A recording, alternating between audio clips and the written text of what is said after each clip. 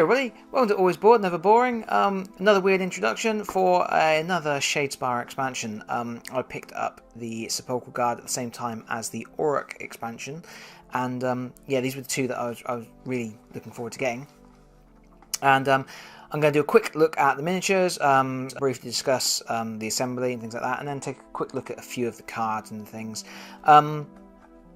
Like with the Aurochs, you get your full warband. In this case, it's 7 miniatures, which is a really good deal for the £17.50 that this goes for at retail. I got mine online. I only paid £14 for each of these expansions. So 7 Games Workshop high quality miniatures and 60 cards. You get 29 that are specifically for the Sepulchral Guard. You get 10 ploys, 10 upgrades, 9 objectives, and then you also get 31 universal upgrade ploy and objective cards that you can use for any warband. As with the Aurochs, there is no pre-constructed deck. The fact that you get 10 ploys and 10 upgrades means you could just sleeve that and use it as your power deck, then take the 9 objectives that are for this faction, then chuck in a couple of the universal ones to round it out. But yeah, there's no sort of play-tested pre-constructed deck that you can use out of the box. You are expected to, you know, start mixing and matching. But by this point, by the time you've bought these expansions, you'll already have the base set, which had a whole bunch of universal cards in it anyway. So you're going to have plenty of cards. You're going to want to be mixing and matching. Sorry, I'm stumbling all over my words at the moment. It's ridiculous.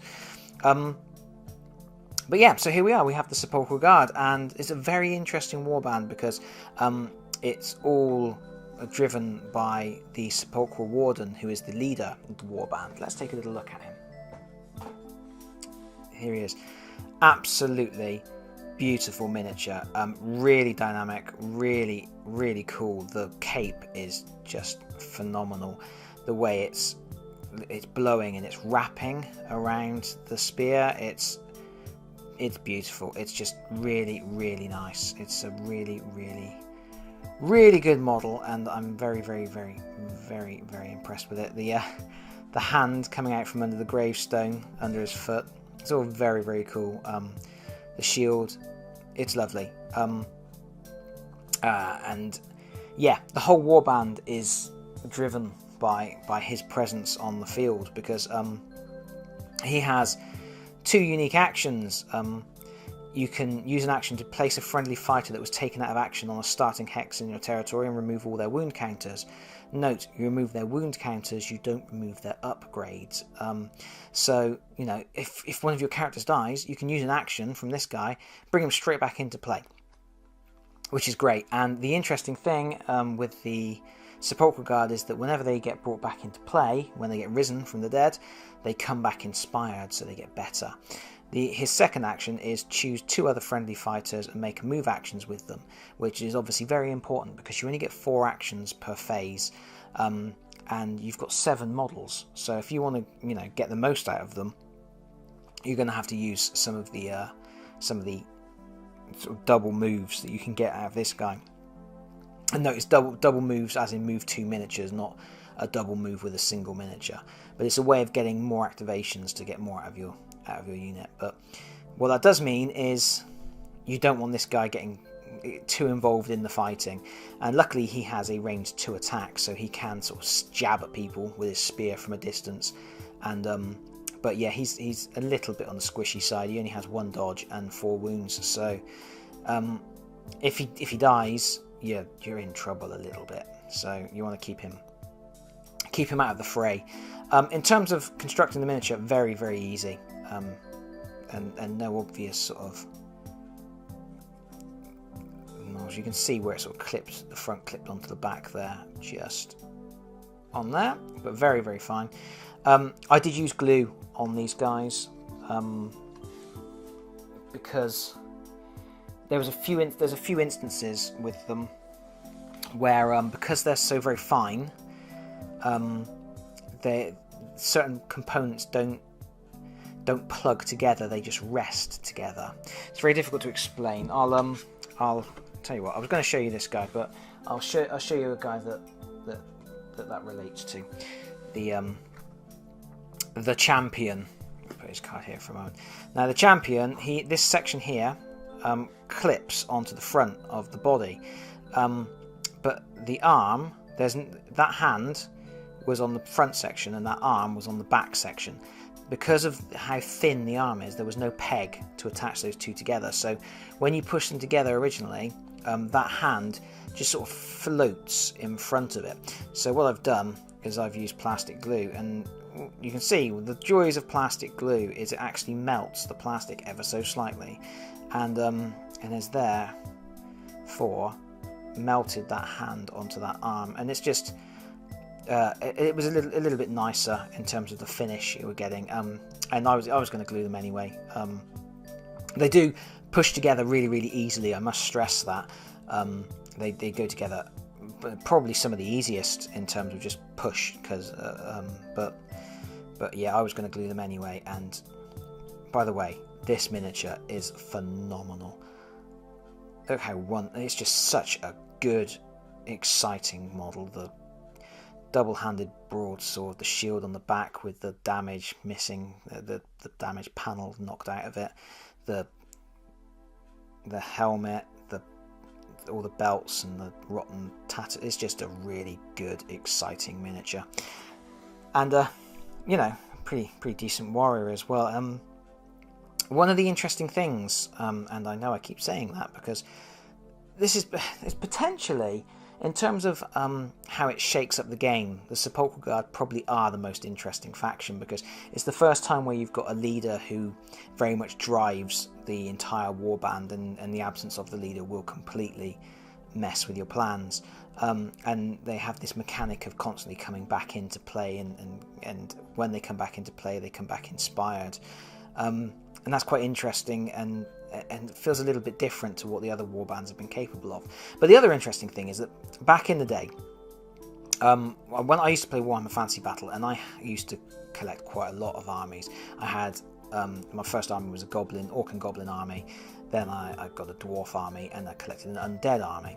And my undead army, I remember it being very slow and getting shot to pieces by my mate's Empire army.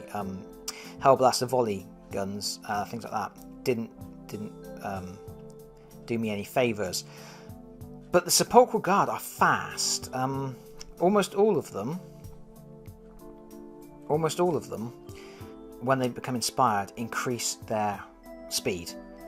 And there's a lot of power cards and things like that let them move even more. And obviously you've got the Warden, who allows multiple models to move in a single activation.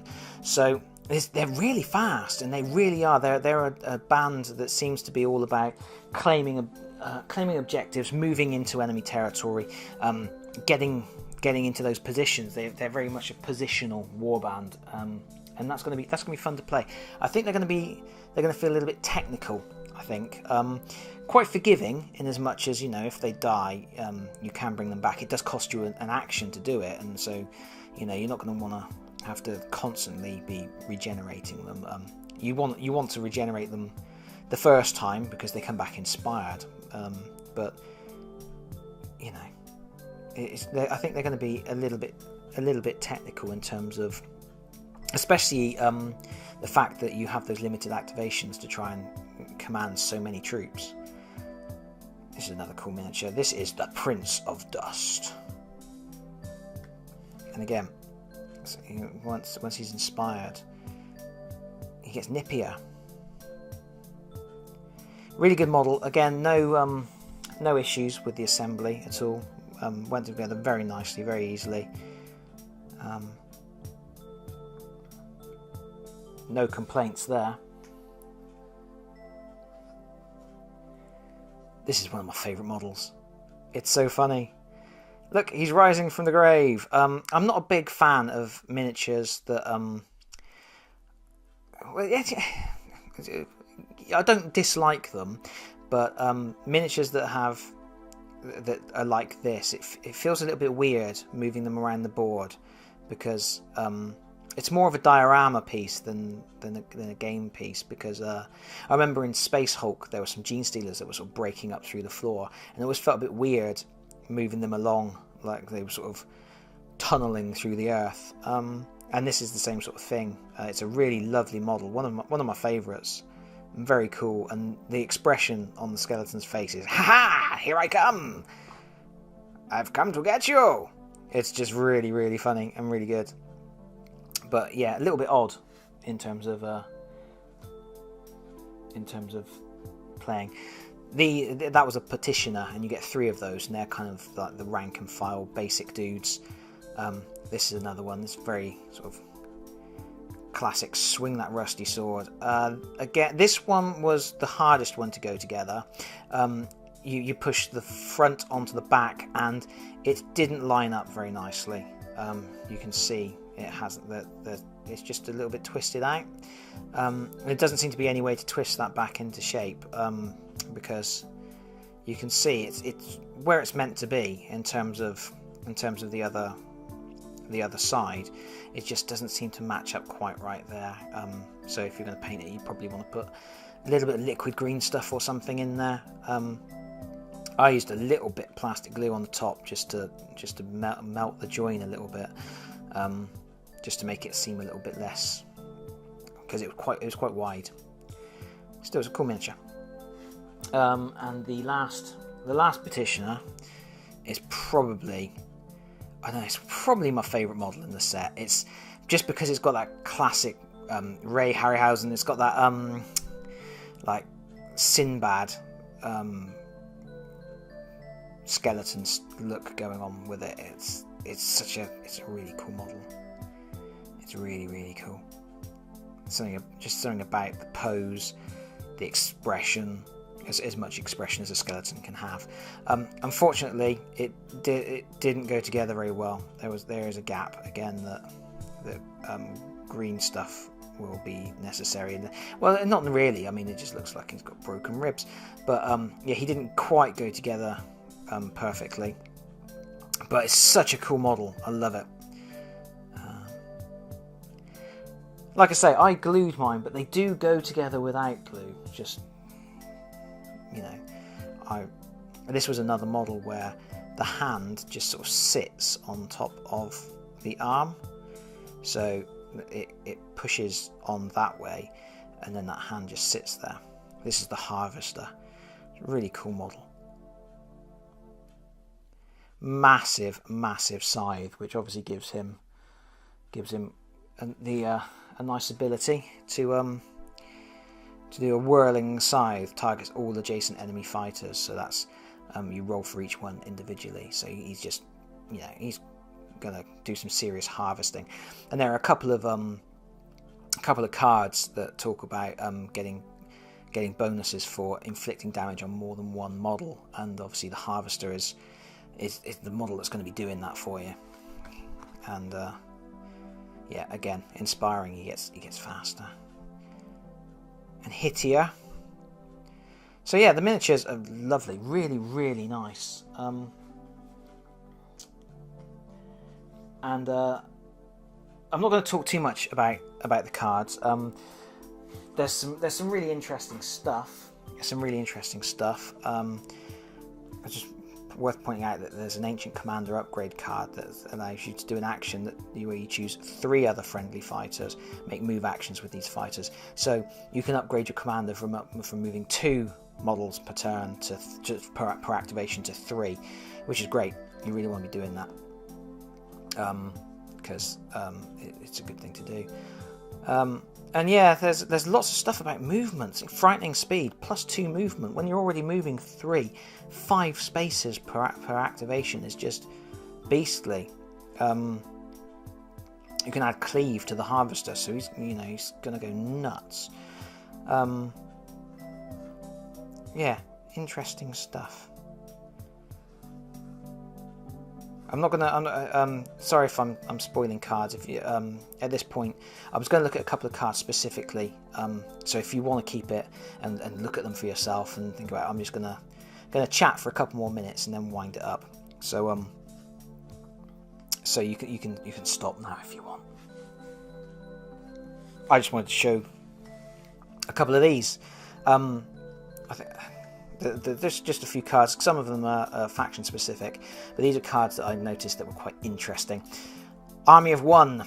there's a card called what's it called? I can't remember if it's called Annihilation or Glory of Khorne or something. But there's a card that Khorne's Champion. It's called Khorne's Champion, where it's a Khorne card that if you have one of your fighters left and none of the opponent warband is alive, you get loads and loads of glory. And there's a couple of cards in this expansion that kind of make that a little bit easier, because obviously it's quite difficult to wipe out your opponent's warband and wipe out all but one of your own. It's really cool thematic card, because there's something cool about Khorne's Champion, like one Khorne warrior standing on a mountain of corpses and, you know, ruling the day. It's very cool, very thematic, but there's a few cards that make that easier, like Army of One. If this fighter is the last friendly fighter on the battlefield, they have +1 defense and all of their attack actions have +1 dice. So if you get into that situation where you do have one guy left, suddenly he's a beefcake. If you can get that to be your the leader of the Reavers, of the Blood Reavers, then, you know, you're doing all right. And also, this card, Helpful Whispers. If this fighter has no adjacent friendly fighters, rolls of, and this is the support icon for one adjacent enemy, one adjacent ally, are a success when you make an attack action. So it's just another way to really beef up one model on his own. It's also very helpful for the Stormcast Eternals, because they have so few models on the board. So it's, you know, you can't always get into those positions where you're supporting well, so that's useful. This is a faction-specific Sepulchral Guard card that I just thought was really, really funny. Grasping Hands. Reduce the move characteristic of the first fighter to be activated in the next activation by the number of friendly fighters that are not on the battlefield to a minimum of 0. So it's really funny, because all those skeletons that have been killed during the battle, suddenly they all reach up out of the ground and they grab at the opponent and stop him moving. It's really, really funny. And then there's another one that uses the same mechanism, Clawing Hands. Each friendly fighter that is not on the battlefield is considered to be supporting with the first attack action in the next activation. Imagine you've got, you know, one fighter left. That's six supporting fighters. So it's funny. Yeah, it makes me laugh. But it's just the vision of the hands clawing out of the ground. Time Trap. Choose a fighter. They can take an action. Skip your next activation. You cannot play this card after your 4th activation. Yeah, interesting. Interesting because it's a card that's throwing out the turn sequence a little bit. I would have expected to see this as a reaction. It says choose a fighter. They can take an action. So you're doing that in the power phase. When you're playing your ploys in the power phase. So it's after all of the activations have happened, you do your power phase, and that's when you activate Time Trap. But then you have to skip your next activation. It's just odd. I feel like it should be a reaction. I feel like it should be, you know, after you've activated, choose a fighter, they immediately do an action again.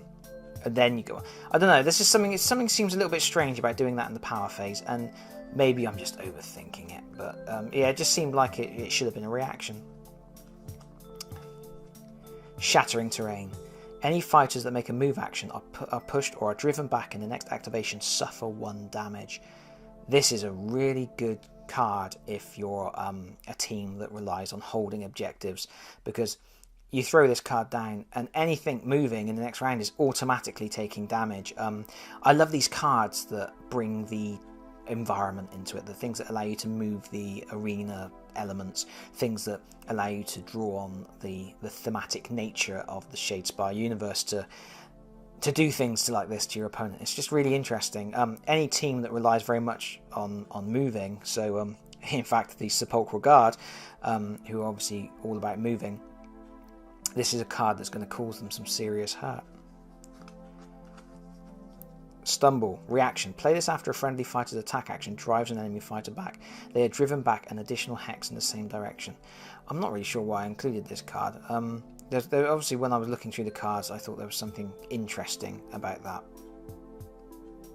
that card. But for the life of me, I can't think what it was now at the moment. I think maybe it was just the fact that it's got the Skaven that we've seen teased in the new Skaven Warband trailer that Games Workshop just put out. But there we go. Scavenge. In fact, quite a lot of these cards have got Skaven on. Reaction. Play this after a friendly fighter's attack action that takes an adjacent enemy fighter with an upgrade out of action. Gain an additional glory point. That's cool.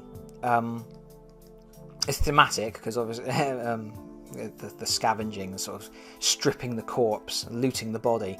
But it's a really good way to gain an additional glory point. I mean, if you're going to go in and try and kill something anyway, yeah, bonus glory, always good.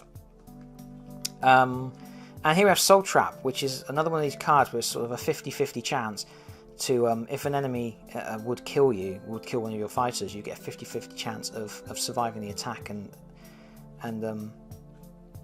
carrying on. You actually attach it to a character, so it's not a ploy. It's an upgrade. So it's a way of keeping a fighter alive. Very, very useful if you're going to use the Champion of Khorne rule and you want to keep one guy alive. But yeah, there's quite a few of these cards that do that sort of 50-50, negate damage, come back to life with no damage on you, stay in the fight for an extra round. There's another one that sort of allow, if you've got an ally adjacent to you, the ally can save you, and things like that. I'm not sure how many of these 50-50 cards I'm going to put into my decks, just because it's, you know, my dice rolling's terrible. And finally, I showed the Cataphrane relic from the Auric deck, and I thought I'd show this one as well. They're obviously releasing one of these in each expansion, and you can. I'm assuming it's going to be one in each of the 6 expansions.